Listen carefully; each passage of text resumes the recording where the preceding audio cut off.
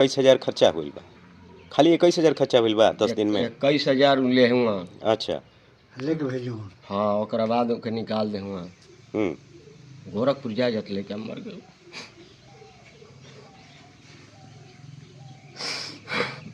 ये हुआ है ये मेडिकल लगातार जो देखिए कि जो इस पर मेडिकल लापरवाही पर डॉक्टरों पर अस्पतालों पर जो रिपोर्टिंग लगातार हो रही है कुछ दिनों से। ये देखिए आपके सामने प्रत्यक्ष एक आदमी बैठा है जो बता रहा बिलख कर रो रहे हैं। 14 साल का इनका नाती,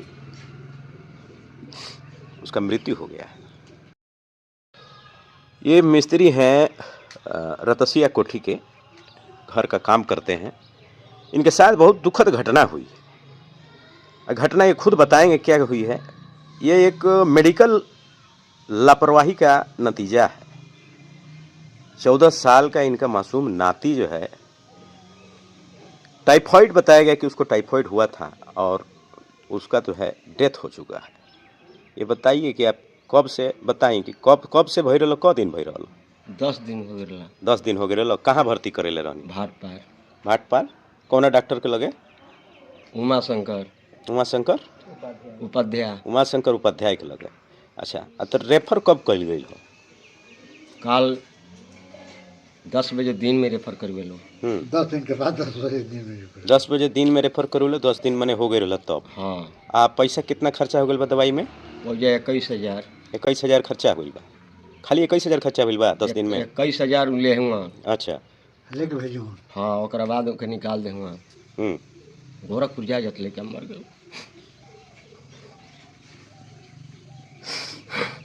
ये हुआ है ये मेडिकल लगातार जो देखिए कि जो इस पर मेडिकल लापरवाही पर डॉक्टरों पर अस्पतालों पर जो रिपोर्टिंग लगातार हो रही है कुछ दिनों से। ये देखिए आपके सामने प्रत्यक्ष एक आदमी बैठा है जो बता रहा बिलख कर रो रहे हैं। 14 साल का इनका नाती, उसका मृत्यु हो गया है। ये बताइए कैसा स्वास्थ्य तंत्र है। ये भाटपार रानी की बात कर रहे हैं। भाटपार मतलब उत्तर प्रदेश योगी जी की सरकार। स्वास्थ्य विभाग बिहार हो या उत्तर प्रदेश, सबका वही हाल है। मध्य प्रदेश में भी यही हाल है।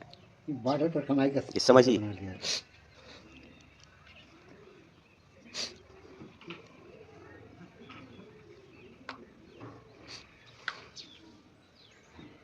इसीलिए बार बार जो है चेताया जा रहा है कि ऐसे अस्पतालों ऐसे डॉक्टरों से आप सावधान रहिए। 10 दिन में जिसको ये नहीं पता चला कि बीमारी क्या है और क्रिटिकल होने के बाद उसको रेफर कर दिया गया और बच्चा जो है रास्ते में ही दम तोड़ दिया। अभी 2 महीने पहले हमारे गांव में बजिंदर यादव नाम का एक लड़का, जिसकी उम्र भी लगभग 14-15 साल थी, सेम यही कंडीशन, टाइफाइड से उसकी मृत्यु हो गई 12-13 दिन के अंदर। ये लोग रेफर तब करते हैं जब कंडीशन एकदम क्रिटिकल हो जाता है, जान बचने की कोई उम्मीद नहीं होती है। तब तक अपने अस्पताल में रखकर इलाज करते हैं जब तक कि उससे एक एक पैसा निचोड़ न लें। जितना हो सके उतना माल खींच लें। दवाई में कम से कम 1.5 लाख रुपए ले चुकल पड़े। बताइए, 1.5 लाख रुपए की दवाई करा चुके हैं।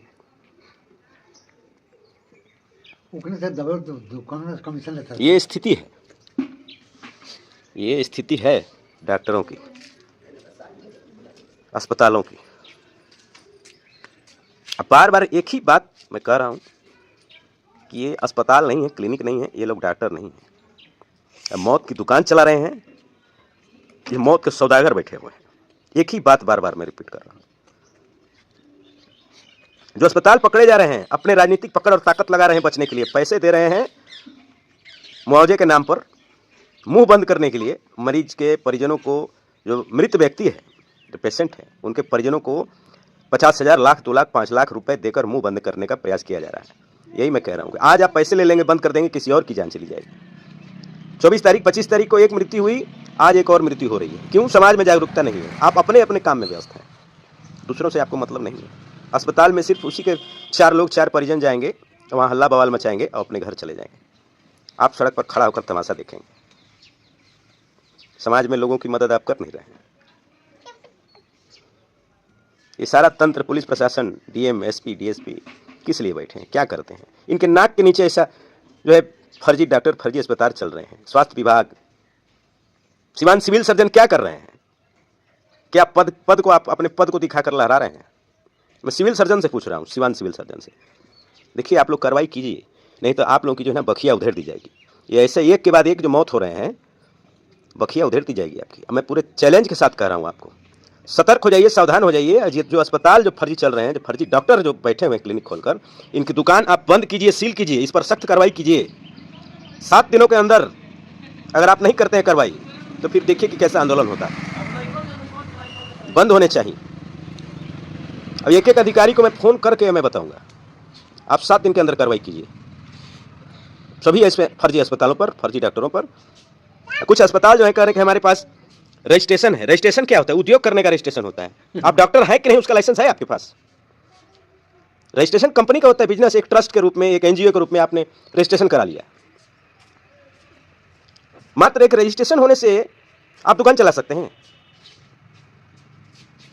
ये तो उद्योग का रजिस्ट्रेशन है भाई, कंपनी का रजिस्ट्रेशन होता है।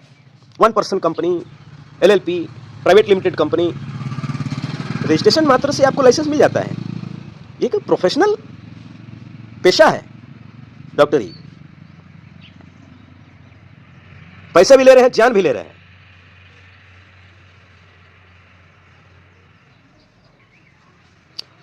बहुत जरूरी है कि जनता जाग जाए। अभी भी कम से कम जनता संभल जाए, हल्के में ना ले इन सब चीज़ों को, हल्के में ना ले। तो बेचारा क्या इनका है, क्या कसूर है बताइए? एक तो आदमी गरीब है, ऊपर से कर्ज करके आदमी जो है पैसे देकर इलाज करवाता है। अब मुश्किल में पड़े हैं इस वक्त। इनके गांव वाले भी, इनके आसपास वाले भी देखने के लिए नहीं है। घर परिवार परिजन भी कोई देखने के लिए नहीं है। कोई कुछ मदद कर भी देगा तो कितना करेगा? बड़े बड़े अस्पतालों में पैसे भी तो आप सोने के भाव के आप पैसे लेते हैं।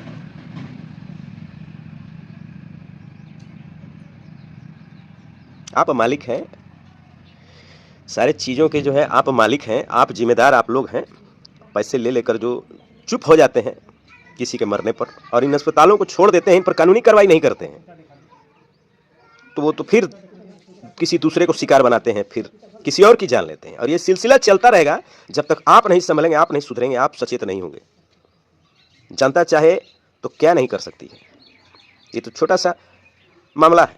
जनता अपने पे आ जाए तो इसको ठीक कर सकती है, सुधार कर सकती है। आप सोचिए, विचार कीजिए आपको क्या करना है। इसी तरह लोग लाचार होकर, मजबूर होकर लोग रोते भी लगते रहें अपने परिजनों को खोकर। ये आप चाहते हैं या कि स्थिति में आप बदलाव लाना चाहते हैं? ये निर्णय पहले भी आपका था और आगे भी आपका ही रहेगा।